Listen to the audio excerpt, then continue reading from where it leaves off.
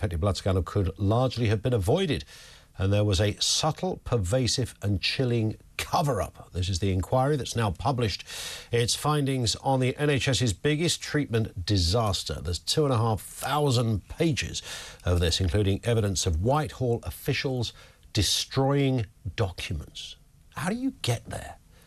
Inquiry Chairman Sir Brian Langstaff says the disaster is still happening because patients affected continue to die every week. Let's speak with Cara McGoogan, author of The Poison Line, Life and Death in the Infected Blood Scandal. Cara, good afternoon to you.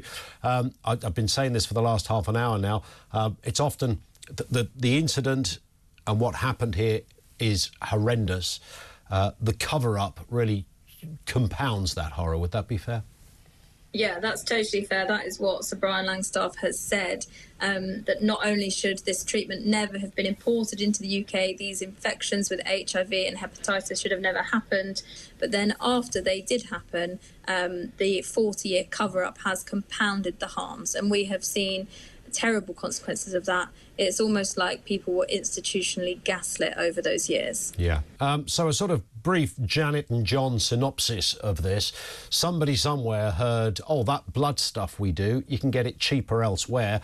There's a couple of prisons over there in the States. They'll send blood to us. It's absolutely fine. The fact that it had come from people who themselves may have been HIV positive, had hepatitis C, had a history of drug abuse and goodness knows what else. That blood comes to the UK, all put into a nice big vat and then dispersed to those who apparently needed it. That's broadly what happened here. Yeah, just to clarify, this was a blood product, so a treatment for haemophilia. So for me, where the wrongdoing is in the manufacturing process. This wasn't a case of you give your blood and I get your transfusion and any virus you have, I contract. This was, they were taking thousands of donations, pharmaceutical companies in America, from high-risk sources, putting them into a vat, dividing them down into their constituent parts, one of which was factor VIII, the protein needed for people with haemophilia to clot their blood. And that was then being shipped, sold worldwide as a miracle medical treatment. Wow. It was a white powder, so it looks clinical and clean. You mix it with water and inject it. But in fact, just one donor needed to have a virus for the whole thing to be contaminated. And what we saw was there were many donations going in that had viruses in them. And so the people were reinfected over and over again with hepatitis, HIV and others. And you wouldn't need really a degree in haematology to kind of work out that however you divided it and whatever component parts were removed from other bits and pieces, as you say, this wasn't sort of bag of blood in the conventional sense, but whatever you were going to do with this, if the source it came from was infected, then that was surely, if nothing else, was going to pose a bit of a risk, but nobody checked. Yeah, very little was done to try and reduce the harm by going to safer donors or trying to kill viruses. And that's another thing that we've heard today, is that these should have been treated to kill viruses before they were even licensed. So eventually it found that factor VIII could be heated, and by doing that it killed HIV, and using chemical process as well you could destroy the hepatitis C and therefore making them safe. And they knew that, am I right in saying they knew this even decades before that? Yeah, so from the 40s it was known that plasma products could transmit viruses right from the beginning. When we first had albumin on the battlefields of World War II, it was clear that albumin, if you pooled multiple donations together, you exacerbated that risk of viruses. And so there were clear warnings given, don't pool these products. And so it was known that there was hepatitis, it was known not to pool, and yet through the 70s, when this miracle treatment comes out, they pool it and the risk is exacerbated. And they really were able to kind of bill this as a miracle treatment, and they got blinded to its risks. They were able to say this is so revolutionary that the risks outweigh the benefits. The improvements you'll see in your lives from this treatment, factor VIII, outweigh the dangers of hepatitis and then HIV. Is there something I haven't heard anybody really talk about, is there a similar blood scandal in other countries? Yeah, so this was a treatment made in America, shipped around the world. Each country was also making their own factor VIII, so we made about half of what we needed and imported the rest. So varying degrees of that. Canada was heavily reliant on America. France made its own factor VIII, but they also gathered plasma from prisons. So this was a global scandal, and you see that around the world, different countries dealt with it differently. So justice has been very piecemeal. I would say that we're one of the worst, 40 years. A lot of Western democracies dealt with this in the 90s to varying degrees. And I mean, the blame game thing, this is where it really gets complicated, isn't it? Because nobody's going to stand up and go, yeah, it was me, Governor. I was responsible, because there are so many moving parts to this. Civil servants will say, well, we were just following protocol. Clinicians say we were just doing what we were told to do.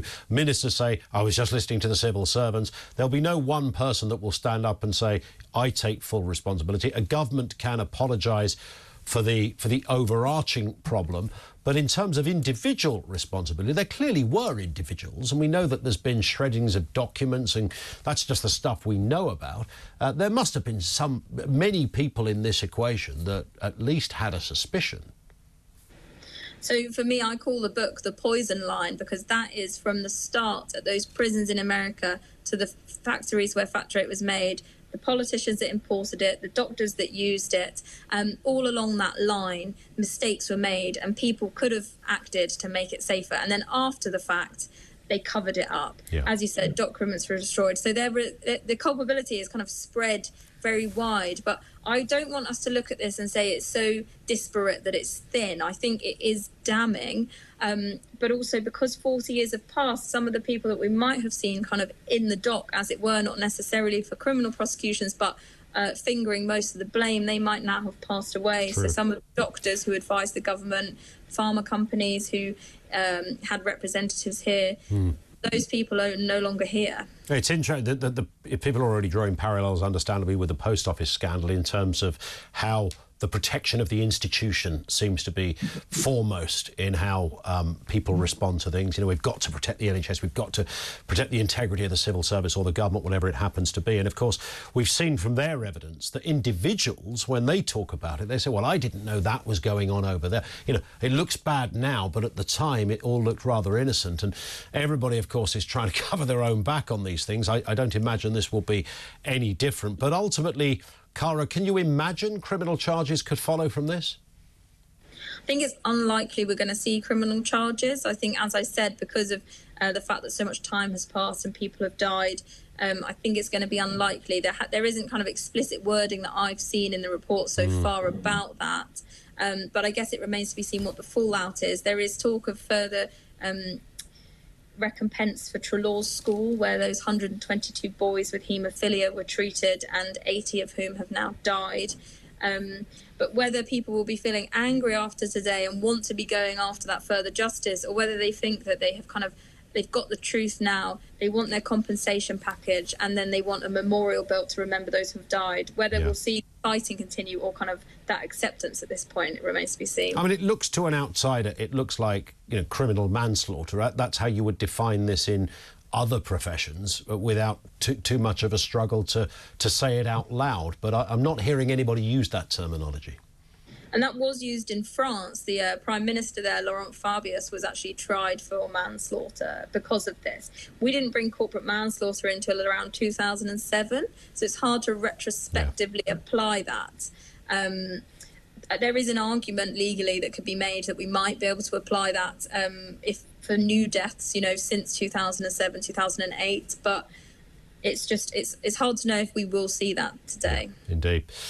Cara, listen, thank you. We will speak again, I hope. Really thorough stuff. Cara McGoogan, who's followed this story, you heard from how she was articulating the detail there.